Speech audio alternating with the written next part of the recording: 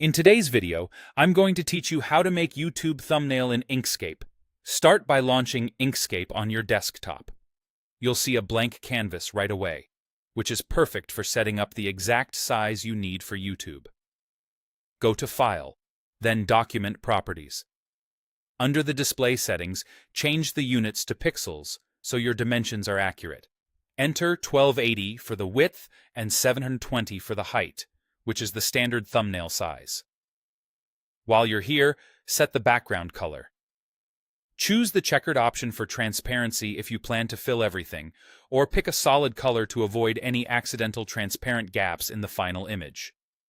Next, select the Rectangle tool, or press R, and draw a rectangle that covers the entire 1280 by 720 area.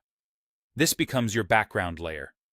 With it selected, switch to the Gradient tool, G, to create a smooth fade. High contrast color pairs, like bright blue into deep purple, tend to catch attention and read well at small sizes. Adjust the gradient handles so the transition feels intentional and balanced. Now go back to File and choose Import to bring in a photo of yourself or a product. If the photo's background is messy, use the Bezier tool, B, to trace a path around the subject. Take your time with corners. You can refine nodes afterward. When your outline is complete, select both the path and the photo. Go to Object, then Clip, and click Set. This cleanly cuts the background away. To make the subject pop, duplicate the clipped image. On the lower copy, add a thick white stroke for a crisp sticker effect, or open filters, then shadows and glows, and choose Drop Shadow.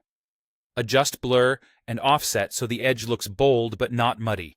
For text, remember thumbnails are viewed on tiny screens. Keep it to 3 to 5 impactful words and use heavy fonts like Impact, Anton, or Montserrat. Increase size generously and tighten spacing if needed. If the background is busy, draw a dark, semi-transparent rectangle behind your text to guarantee readability without hiding your visuals. Place text away from the lower right corner where YouTube's timestamp appears. When you're ready to export, go to File and click Export. In the Export panel, select the Page tab so only the 1280 by 720 area is included. Set the DPI to 96, which is standard for web graphics. Choose PNG for the highest quality, or switch to JPG if you need a smaller file size. Export, and your thumbnail is ready to upload.